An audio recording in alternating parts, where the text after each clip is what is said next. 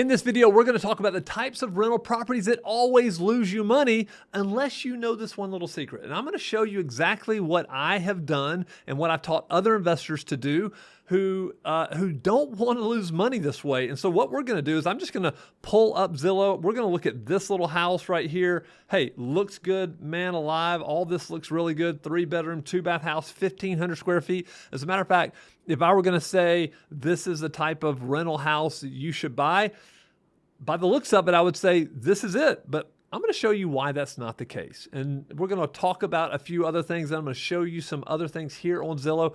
I would just happen to see this on Zillow the other day and wanted to make a video about it. So let's go ahead and I'm going to pull up Zillow and let's talk about what we're looking at. All right, so I've pulled this house up here on Zillow, and this is a property on a street that I've actually owned a house on. I owned a house down the street on Cotton Avenue, a block away. And so this is on Cotton Avenue, this is Birmingham, Alabama. And this area, if I were to classify this area, anything with a SW, the southwest side, we call it the west side of town. Here in Birmingham, 35211 zip code, I would say this is a D class area. Now the classes are A class is going to be your best area in any city. It's going to be the most expensive, more than likely. Then you have B class, which is upper middle class, great school systems. A lot of people live there. There are some rentals in those areas, but still a lot of home ownership. And then you have C class. Now C class is usually what investors who are seeking to invest for cash flow. These are the types of areas they're looking in. They're great working class areas. People tend to live in these houses and they may live there for many years in a row, which is fantastic.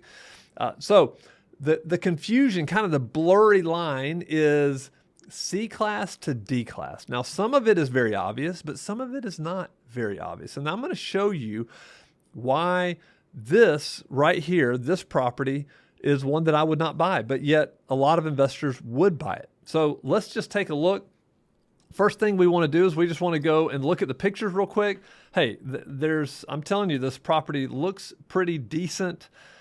Looks like they have some new hardwoods in there in these areas. Maybe this was carpet before, very typical. Still have some kind of older light fixtures there, some older hardware in the room, but these are kind of the typical looking cabinets that you would see. The ones on the left are newer, and the ones on the by the sink are a little bit older, have some older hardware, but regardless, still looks pretty decent. They put some tile down in the kitchen, which is fine.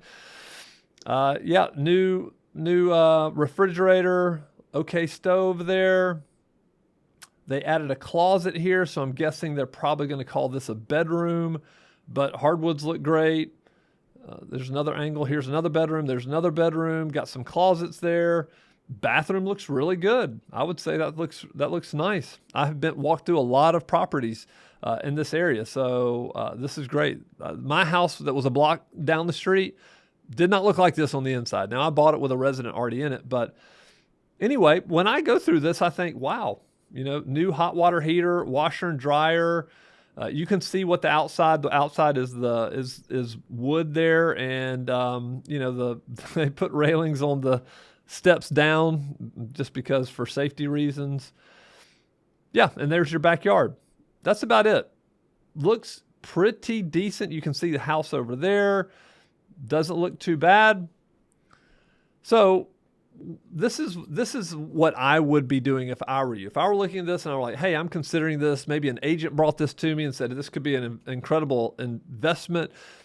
You could probably rent this for, if they're telling you that you could rent this for about $1,000, I wouldn't say they're too far off. So this may get close to that 1% rule, which people love. So the cost of the property is $100,000. 1% would say you could rent it for $1,000 a month. However, there are some things if you want to get a little bit deeper. Now, this is where investors really need to be careful when they're buying for cash flow, when they're buying in these C class, D class areas. Now, again, I said 35211 is a D class area, but you wouldn't know it from just looking at this house. So we need to maybe dig a little bit deeper.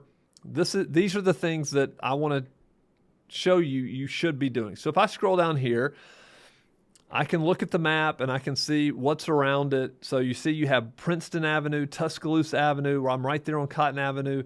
Cotton Avenue is a pretty busy road. So that's one strike against this property. Cotton Avenue is pretty busy. It's a big, long, straight street, gets a lot of traffic.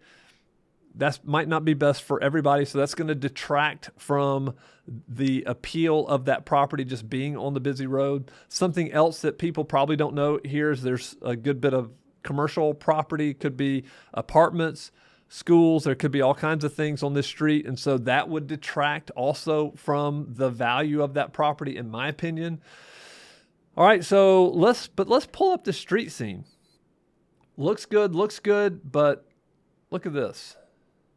If we just go right next door, this is not a good scene. Now, when I'm looking at this, I'm thinking, well, what if this house has been rehabbed or remodeled or whatever? You can see they were doing work when this picture was taken. They were doing work on the roof here of the property that we're looking at.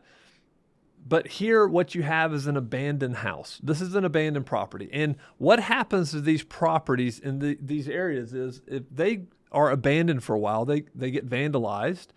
And at some point, the cost to fix these up just doesn't make sense. You would spend more in repairing the property than the property would actually be worth. So when I look at this, I'm thinking, well, there's a vacant lot. There's a vacant property, which is more unsettling than a vacant lot. But let me come back over to my subject. That's fine. House next to it looks okay. Street, okay. But here across the street, you have another abandoned vacant lot, which doesn't have the grass cut, not good for rodents in the area.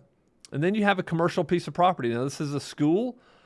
I don't necessarily know what type of school this is. It's been a while since I've been on the street, so I don't remember. But anyway, so if I am an investor, this is what I'm doing. I'm looking and I'm seeing down here in the right-hand corner, it looks like Google 2024. Looks like this was taken in 2024. And so if you're out of state, if you're an out-of-state investor and you're buying this property, what you want to do is you want to reach out to the agent who's brought you this property, and you want them to take pictures of the area of every house, probably 3 houses deep. You want to get pictures of every house on both sides and across the street. This is going to help you determine, is this a good area? Is this area is it likely to come back or not? Now, I can tell you, Cotton Avenue not necessarily coming back. 35211 has been kind of a D-class area for a long, long time. However, it's not true for everything. So what you have to remember about these D-class areas and even the C-class areas is there are going to be pockets of good and pockets of not so good. And this has nothing to do with the people that live in the area, because I had the resident that lived in my Cotton Avenue was fantastic. I'll never forget him, Keith. It was one of my first rentals I ever bought. And I loved Keith. I thought he was a great guy. I had another resident not far from here, and she lived in the house for 9 or 10 years. She was fantastic. So it has nothing to do with the people. It just has everything to do with the area and who's taking care of the homes. Are the homes going? So you can tell when you look around, this would not be a good investment, in my opinion, for somebody. So now let's go back. Maybe they'll take us to the map. Well, let's go back. Let's get out of the listing, and you can see all of this. Maybe this is showing me everything. Let me look at 35211. That's the zip code that we just talked about. So it's going to show me this is 35211. This is essentially the West End. I also consider Fairfield Midfield West End. I consider Inslee West End. But if we zoom in here, you can see there's a lot of goodness. There's a lot of properties that are more expensive. And so should you buy these properties, or should you be considering these properties? Here's Jefferson Avenue. It's a very busy street.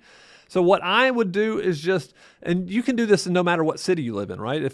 Or what city you're buying in. If you're buying in Columbus, Ohio, if you're buying in St. Louis, you're buying in Little Rock, Chattanooga, Jackson, Mississippi, Memphis, doesn't really matter. You can do this exercise and look around. Now, I happen to know that right here in this area,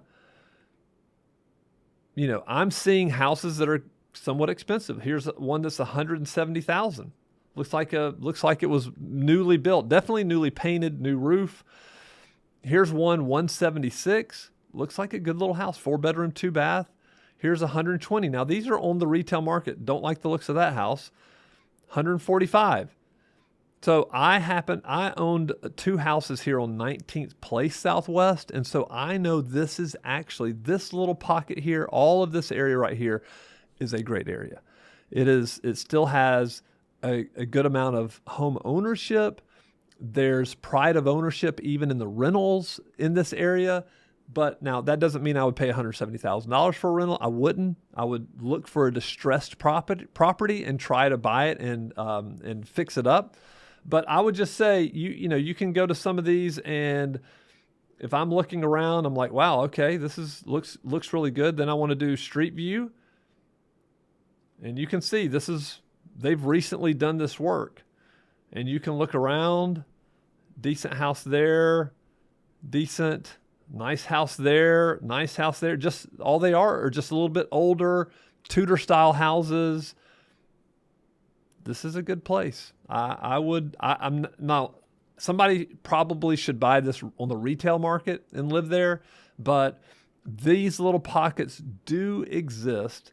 They do exist. You just need to know where they are. And so what you want to do, how you keep from buying a property that's going downhill in a downhill area, is you need to connect with investor-friendly agents who know these areas. You need to connect with people who can tell you, hey, you don't need to buy here. What you need to do is buy here. And even within this zip code, here's some pockets that are better than others. This is what you're looking for. This is the advantage of having people on the field. Boots on the ground is what we call them. Now, if we can ever do this for you, we've got agents around the country who look at properties like this every single day. They advise investors every single day where you should be buying, where you shouldn't be buying, just like I've done here. And so I would just say, if you want to, we've got a link below this video. You can check that out.